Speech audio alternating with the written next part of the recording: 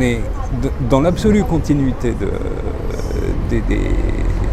de la science, du protocole scientifique classique. Et donc, ça n'a absolument rien à voir avec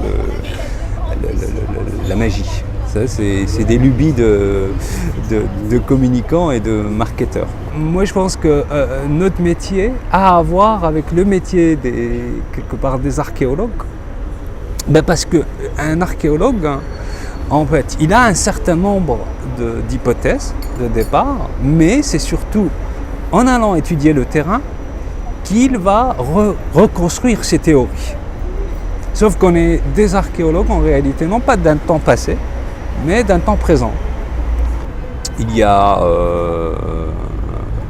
5-6 ans, il était quasiment impossible de faire du temps réel. On avait un décrochage entre la capacité de stockage que l'on avait des données, qui s'étendait de manière exponentielle et dont le prix baissait énormément, mais la capacité de calcul dans les architectures classiques ne suivait pas. On a trouvé la parade en parallélisant justement les processeurs et en parallélisant les architectures pour pouvoir justement faire du calcul en temps réel sur des données, en les couplant bien entendu avec les données déjà accumulées.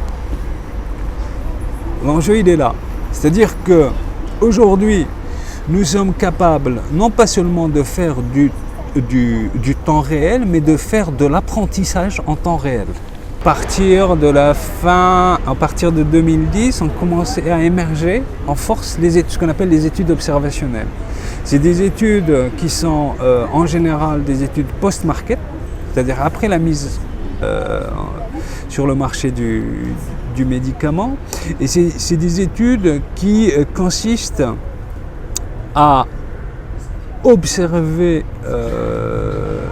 soit l'adhérence des patients par rapport au traitement, soit observer sur une population réelle la dynamique propre de la molécule. L'enjeu, c'est comment faire des études en temps réel en exploitant les données déjà existantes. Puisque les données autour des médicaments, en fait autour de la prise des médicaments, existent déjà. Elles existent dans des silos incidents, c'est-à-dire dans les hôpitaux, chez les médecins, elles existent un peu partout. On formule l'hypothèse, avec une probabilité forte, qu'existe une information extrêmement précieuse dans ces bases. On est capable de reconstituer des corrélations sur des axes que les seuls labos n'avaient pas. Je parle par exemple un axe par exemple qui saute aux yeux, c'est l'axe géographique par exemple. L'idée c'est en réalité, c'est de mettre en place au centre des algorithmes qui apprennent et qui nous apprennent,